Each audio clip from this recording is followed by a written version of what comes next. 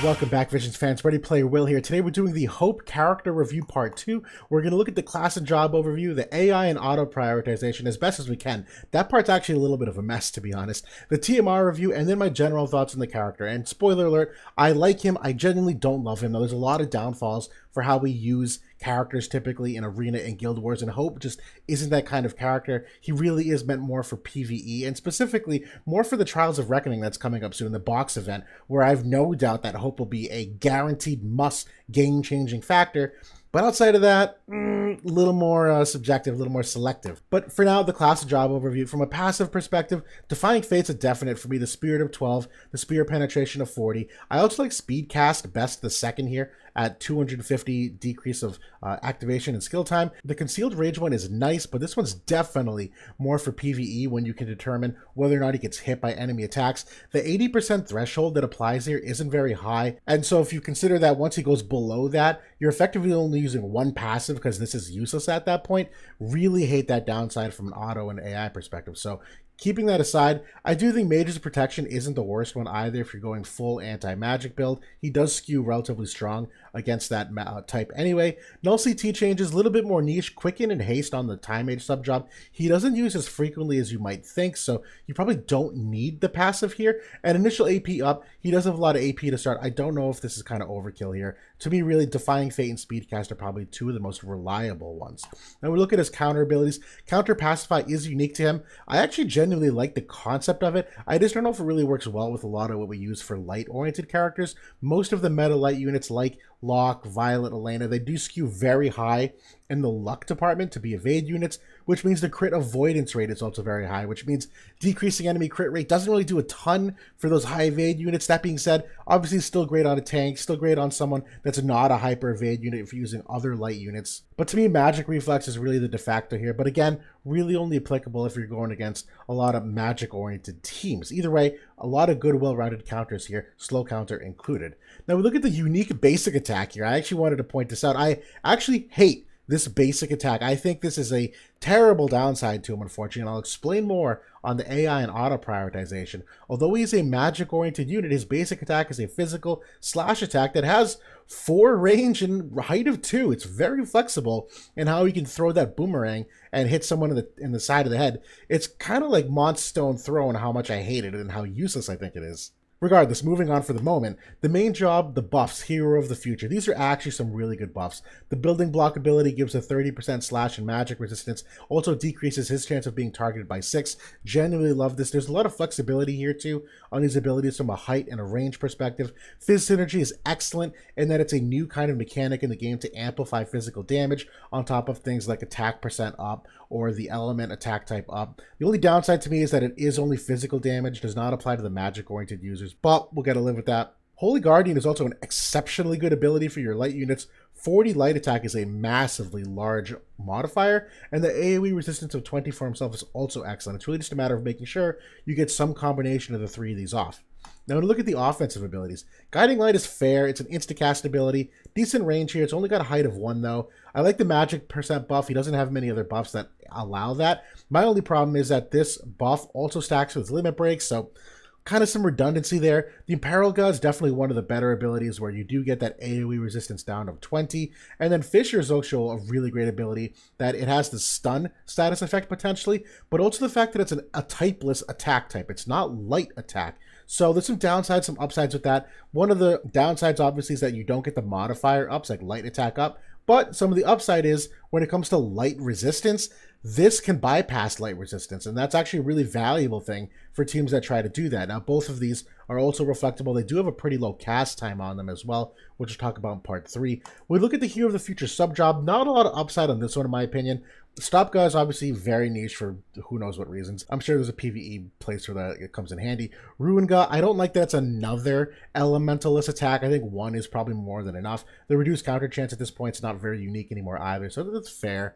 But we look at the other sub-jobs. To me, Red Mage is probably the only other really great one from an auto priority, and even then it's for the Cura on like follow-up attacks. Other than that, Jamming Thrust, for my opinion, is a little too far of range where he will obviously use it because characters will come into his range, and that to me is the last thing you want for Hope to do. You want him to buff as many times as possible. So being able to get the extra range might be good in some circumstances, but I'm not a fan of it from the AI and auto perspective. The rest of these abilities, obviously a little more niche. The time Mage Subjob on paper, excellent. Obviously really good for PvE stuff where you can time your quicken and time your haste. But for AI and auto, it's actually relatively lower on the side of things in terms of what he prioritizes. So you won't use this as prevalently as you might think in those guild wars and arena battles. Now we look at the limit break, genuinely not in love with this one either. Sure, it's a triple hit. Yes, it's got a little magic buff, but we saw it already overlaps to one of his attacks. It's really just like a straight damage attack, and those are okay, but they're really better for those characters that are meant to do a lot of damage, and Snow, to me, isn't one of those kinds of characters. It doesn't mean he can't. He certainly can. We're going to look at the stats at the end of this. His magic stat gets very high, and Light does have access to things like the magic resistance penetration. So there is upside for a damage potential. It just doesn't fit the kind of build that I think I would like my hope to look like. Now we look at mastery ability. 5% magic is what's special to him, and the AoE resistance of 10. Definitely really nice for his survivability overall. Now we look at the AI and auto prioritization. He is a DPS at heart. He will prioritize doing damage if an enemy is ranged instead of buffing a teammate. That includes the physical attack. So this is the big reason why I hate his basic attack.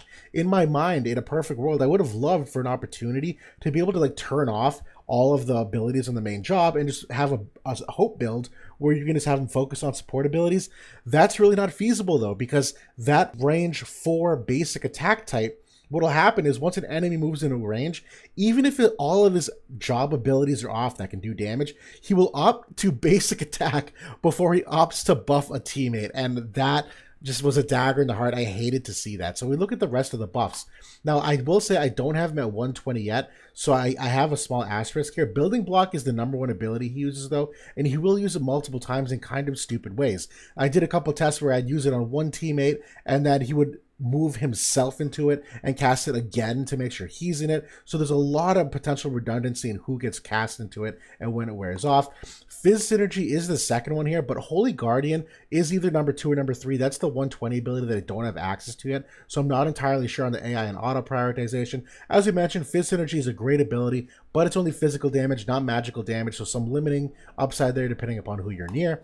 Haste and then Quicken on the sub job as well, but again, when you also factor in a TMR in here, and I have done some TMR testing, and it's like literally so unpredictable and all over the place, and so agility and movement dependent, I like didn't feel comfortable making an actual list here. It's probably the most complicated thing about him, and unfortunately is part of what limits his upside, and a lot of usage of what we see really caters to more PvE content where you can literally control what he wants to do.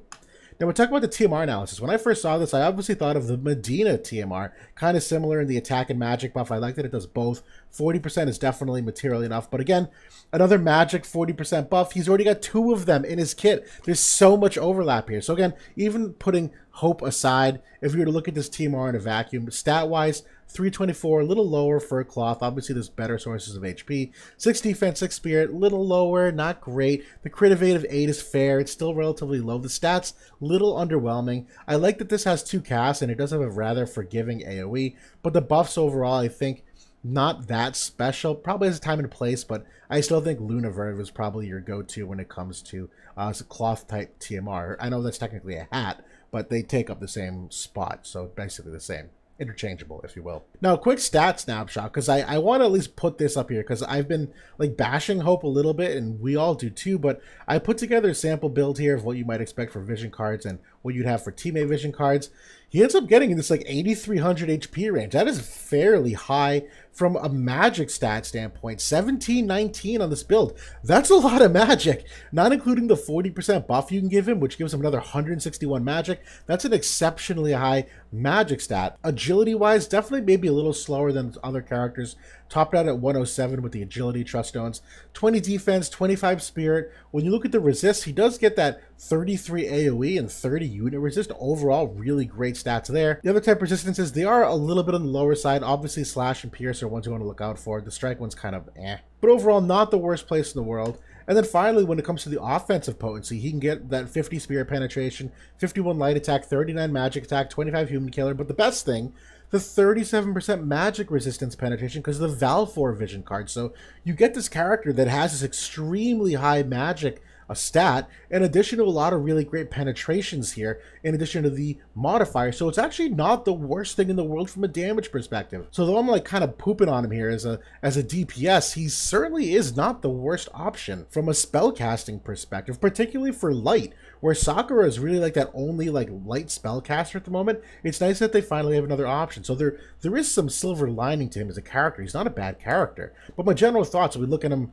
holistically here, a variety of very useful buffs. Quite frankly, those buffs are all excellent. The AI just doesn't cater to the optimization of them, which is the biggest problem overall. The timing of who needs it, the cast time complicating things too, where he might move, he goes to cast the buff, it's a cast time, now all of a sudden the teammate moves out of the buff range, now it's worthless. There's a whole bunch of problems from that perspective, but he seems like a great bow tie candidate in my opinion, where when I talk about limiting his movement to ensure the maximum amount of buffs, it decreases his move by 1, but it also works really nicely with the fact that his main buff is also reduced hate -6, which means the hate that you get from the bow tie after his first buff, he will eliminate all of that starting hate. So I like that kind of mechanic there, where you can not only still give him the hate and have enemies potentially move toward it to start the battle, but also the fact that he can very quickly get rid of the hate to help his survivability as well. So I don't often mention that in these reviews. He seems like a clutch, excellent bow tie candidate though.